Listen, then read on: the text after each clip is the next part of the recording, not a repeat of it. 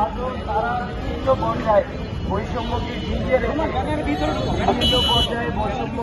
রেখে তারা দেশকে তৈরি করে বিশ্ব দরবারে আমাদের দেশের সম্পত্তি পূর্ণ করার চেষ্টা করছে। তবে ওনারা আমাদের যেহেতু জিএমপি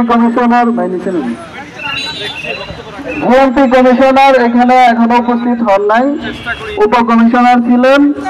ওনারা আমাদের সাথে তখন বোঝানোর চেষ্টা করছেন যে ভাই ওনারা তো মানে না, আপনারা তো মানেন। হ্যাঁ, ওনারা তো 3 লাখ লোক নিয়ে টঙ্গিত হইতেছে, আমরা কি করুন? আপনারা কি করবেন? ওনারা 3 লাখ নিয়ে আপনারা কয় লাখ নিয়ে যাবেন? না মানার কোনো সুযোগ নাই। টঙ্গীর ময়দানে জোর হবে, মাওলানা সাহেব সেরা ময়দানে জোর করবে, ফয়সালা আমরা এখান থেকে যাবো। এই জন্য কতক্ষণ অপেক্ষা করা লাগে আমরা করার জন্য তৈরি আছি। ওনারা অনুরোধ করছে যাতে আমরা জনগণের জানমালের ক্ষতি না করি। ওনারা আমাদের প্রশংসা করছে, ঠিক আছে আমরা রাস্তা সচল রাখবো, জানমালের কোনো ক্ষতি করব না, এভাবে আমরা অবস্থান করি। কিন্তু ওনারা যদি এটাকে সুযোগ হিসাবে নিয়ে আমাদেরকে ঘন্টার পর ঘন্টা বসায় রাখে, তাহলে আমাদের এখানে আরো লাখ লাখ সাথী জমা হবে কিনা? কিন্তু জোরের ময়দানের ফয়সালা নিয়ে আমরা এখান থেকে যাব ইনশাআল্লাহ। ওনারা আমাদেরকে একটু সময় নিয়েছেন, কমিশনার সাহেব আসতেছেন, আমরা আমলে থাকি, দোয়ায় থাকি। জোহরের নামাজের যদি সময় হয়ে যায় আর আমরা ভিতরে থাকি, তাহলে আমাদের স্মারকলিপি স্বরাষ্ট্র মন্ত্রণালয়ে পাঠাইতেছেন, সমস্যা নাই। জোহরের নামাজের সময় হইলে এখানে কথা চলতে থাকবে, আমল চলতে থাকবে। জোহরের নামাজের সময় হইলে আমরা নামাজ কোথায় পড়বো? আচ্ছা আমাদের সাথী বাড়ি কি দাঁড়াবে? জিহাদের ময়দানে মানুষ নামাজ কোথায় পড়ে? তাহলে নামাজের ইন্তজার কোথায় হবে? আমরা যদি 2 বেলা খানা না খাই আমরা কি মরে যাব?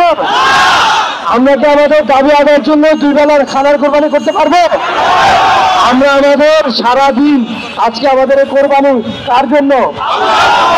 যদি এটাই হয় তাহলে যতক্ষণ পর্যন্ত আমরা একটা সিদ্ধান্ত না পাচ্ছি ইনশাআল্লাহ আমরা এই অবস্থান ছাড়বো না এবং এই জায়গায় শান্তিপূর্ণভাবে আমরা অবস্থান নিব এবং নামাজের যে ব্যবস্থাপনা আমাদের একটা 5 জনের জামাত দেওয়া থাকবে। আমাদের স্থানীয় যে ভাইরা আছেন আমরা এখানে নামাজের ব্যবস্থা করে এখানে নামাজ আদায় করে নেব, ঠিক আছে? আমাদের কমিশনার সাহেব আমাদেরকে আশ্বস্ত করেছেন যে উনি আমাদের সাথে বসবেন, উনার সাথে বসে আমরা একটা সমাধান নিয়েই ফিরবো ইনশাআল্লাহ। পরবর্তী নির্দেশনা না আসা পর্যন্ত আমরা এখানেই থাকি। যেহেতু জোহরের নামাজের ওয়াক্ত অনেক সময় আছে, সমস্যা নাই, আমরা উপরে থেকে ওয়াক্ত থাকা অবস্থায় আবার আসবো ইনশাআল্লাহ। না আসা পর্যন্ত এখানে আমল চলতে থাকবে। আপনারা দোয়া এবং ফিকিরের মাধ্যমে আল্লাহর কাছে তা কবুল করে নিতে থাকেন ইনশাআল্লাহ। ভাই আমরা একটু আমলের ভালো বিচার থাকলে ভালো হয়। এজন্য সাথীদের যারা স্থানীয় সাথী যারা আছেন আশেপাশ থেকে আপনারা তালিমের কিতাবের ব্যবস্থা করেন।